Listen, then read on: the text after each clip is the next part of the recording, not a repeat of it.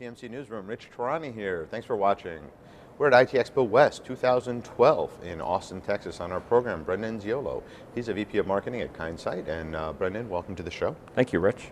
Great to be here.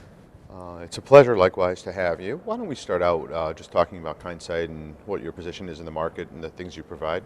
Okay, so Kindsight builds a security platform that internet service providers or mobile operators would embed in their network and then use that platform to offer a value-added security service to their subscribers.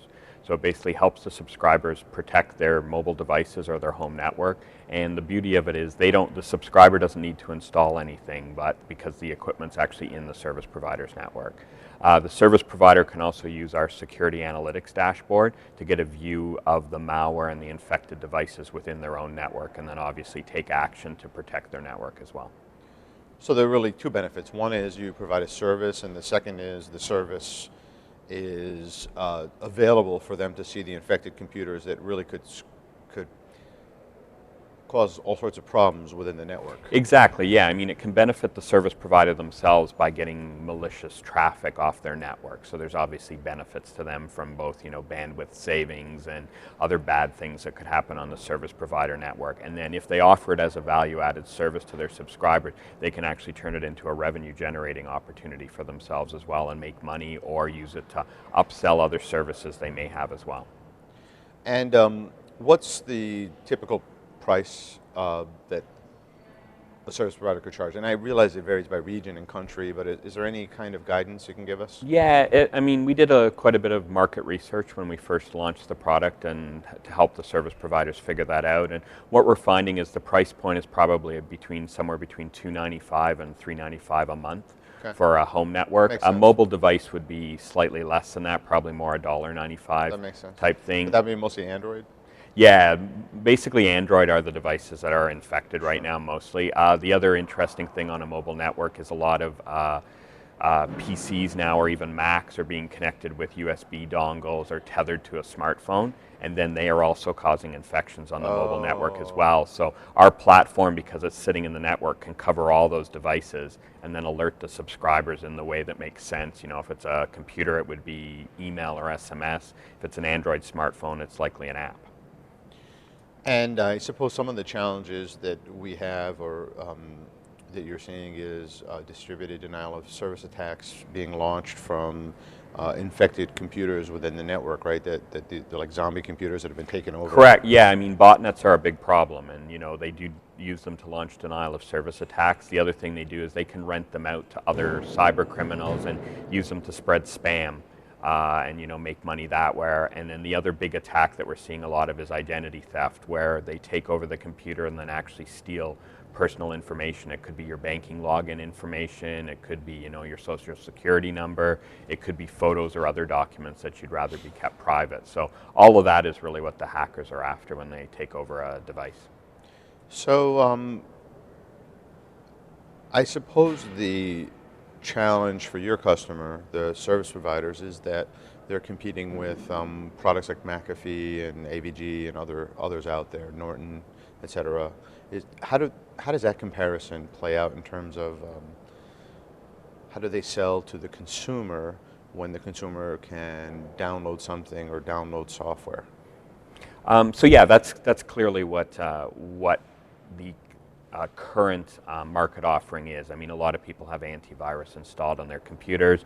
Fewer people have that installed on their smartphones to date, but there's obviously solutions there. Now, some service providers actually resell those offerings already, and what we found that's quite effective is if they bundle the Kindsight network-based security with those client security offerings into a bundle. And why that's important is it really allows them to protect their subscribers better, because the reality is antivirus isn't the complete solution. You really need something on the client and something in the network. And the service provider can capitalize on their advantage in that they're providing the network, they're providing the connectivity.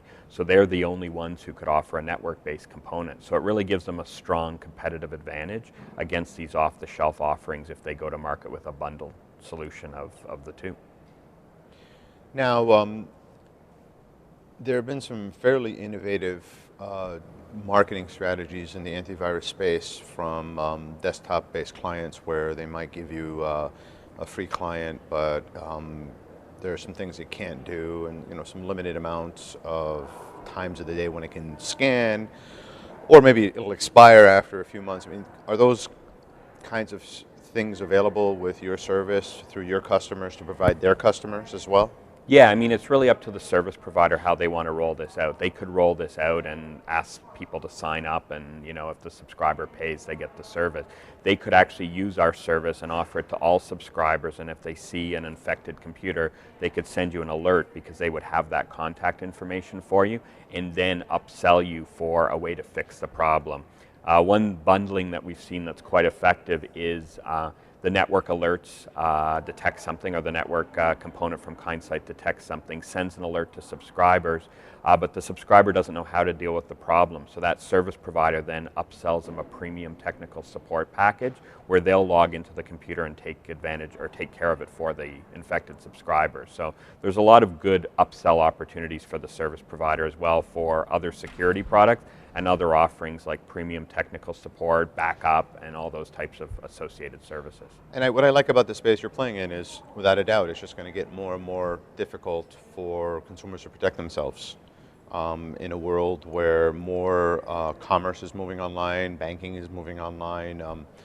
We're going to see mobile commerce be a huge market within the next 5 years probably, and that's a whole other area that you need to protect.